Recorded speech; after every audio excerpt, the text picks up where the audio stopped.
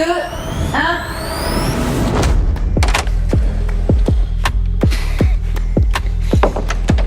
J'aime ça.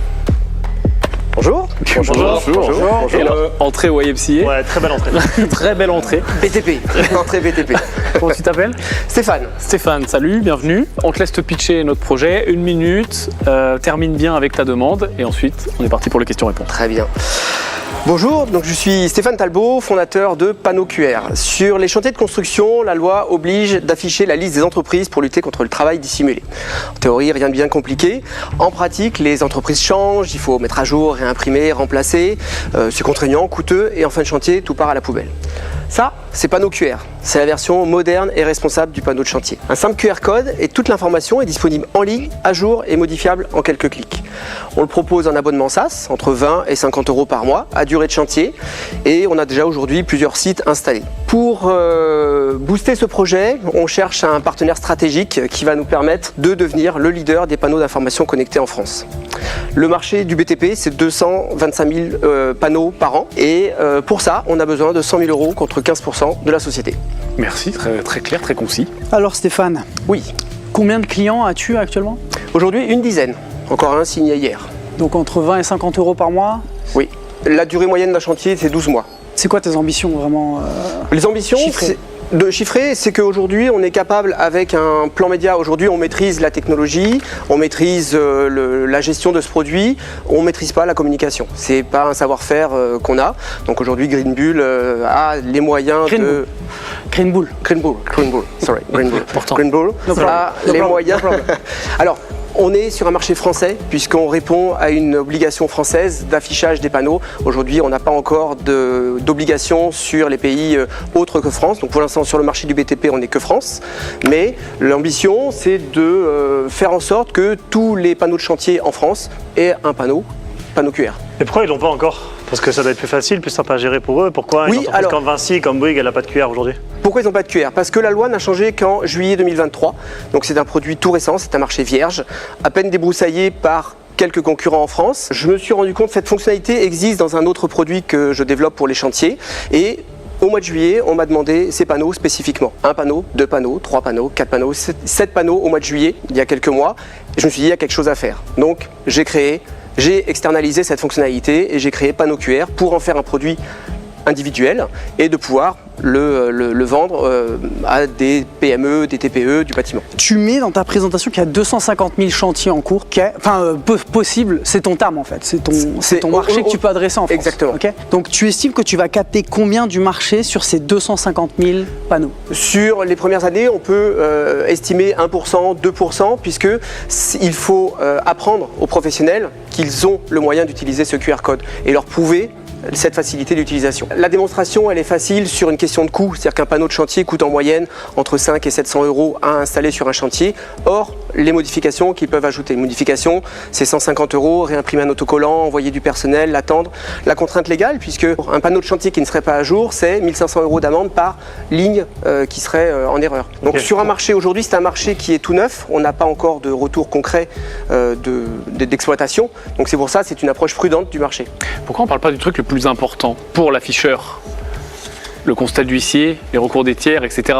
Alors, Parce que c'est là l'important, parce que faire un QR code, n'importe qui peut imprimer un QR n'importe code. qui peut le faire. Aujourd'hui, n'importe qui n'a pas la gestion automatisée, facilitée, rapide en quelques clics pour mettre à jour son panneau. Regarde, on peut faire un QR code et faire un lien vers un PDF, ça marche très bien. Aujourd'hui, ce qu'on propose, c'est une interface de mise à jour et le plus produit, au-delà de cette obligation légale d'afficher simplement la liste des entreprises, on propose toute une phase communicante, de pouvoir mettre des informations à destination des riverains pour communiquer sur le chantier, un dialogue citoyen, proposer de pouvoir recevoir des échanges. En fait, le trottoir a été défoncé par votre chantier, le citoyen prend une photo et contacte le responsable du chantier. Aujourd'hui, personne ne le fait.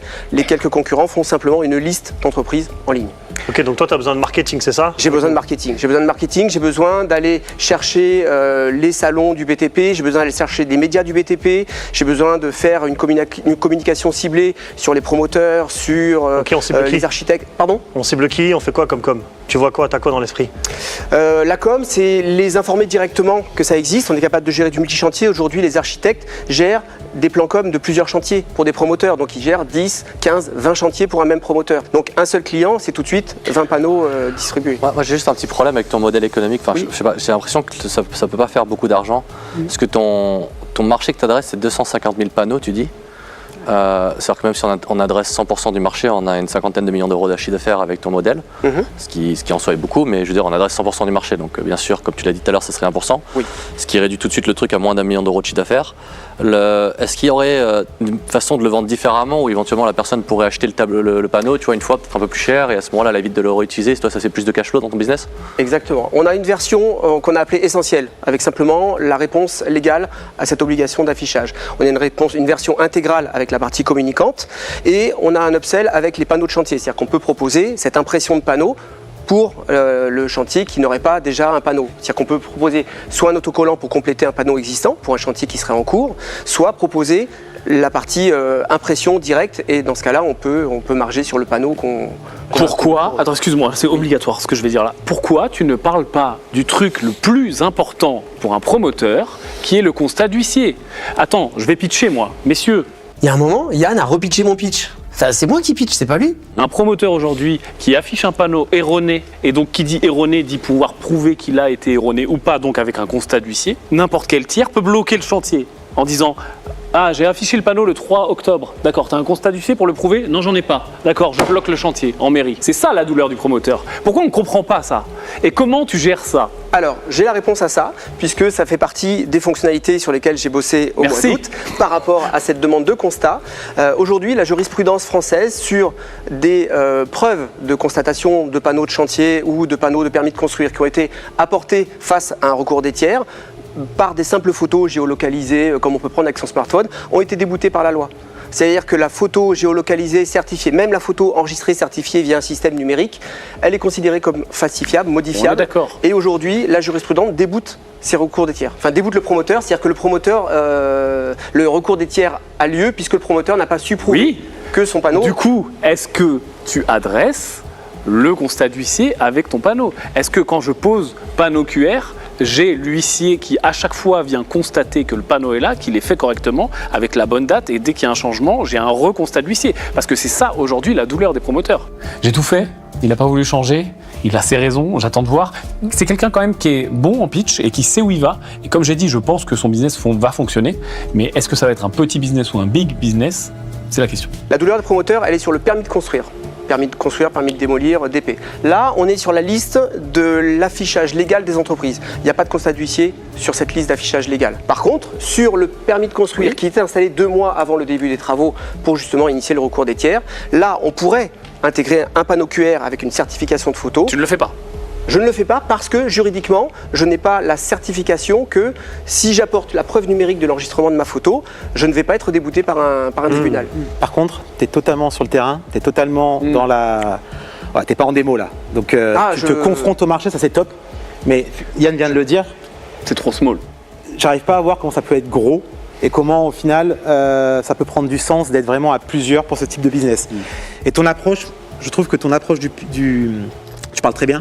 Tout ce que tu dis c'est cohérent, mais j'aurais totalement approché le business différemment, même si effectivement des fois c'est ton option QR code qui peut faire la différence. Mais dans l'approche pitch, j'aurais fait différemment. Parce qu'au final là j'ai juste retenu que tu mettais un QR code et en fait au final tout ce qu'on retient c'est tout le monde peut le faire. Alors que tu apportes plus que ça. Oui. À un moment, Benoît a un peu cassé le momentum. C'était, voilà, il a un peu déstabilisé tout le monde et c'était beaucoup. Voilà, il y a une pression qui s'est mise en place, mais voilà, on l'a contourné. Moi, je pense 2 choses. La première, c'est que tu vas réussir, que tu peux réussir et qu'il faut que tu trouves des ventes additionnelles, comme par exemple faire des partenariats avec les huissiers, etc.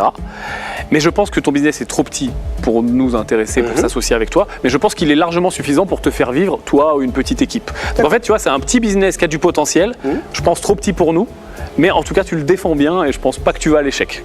D'accord, merci. En tout cas, bravo, t'es un super commercial.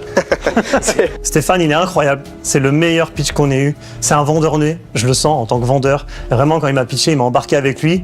Et même si c'est QR code, je n'étais pas fan de vraiment son idée. En tout cas, lui, en tant que personne, il m'a vraiment convaincu. Et je pense qu'il peut aller très très loin dans son truc. Pas assez gros pour nous, mais en tout cas, ça a marché. Je le sens, il dégage vraiment quelque chose. Je pense que tu vas vendre pas C'est mal. pas mon origine, mais en tout cas. Et puis on espère qu'on t'aura donné de l'awareness et de la pub. Ma présence ici voilà. déjà m'a donné une motivation complémentaire. Merci à toi, Merci. Stéphane. Bonne personne pour le projet. Merci. Merci.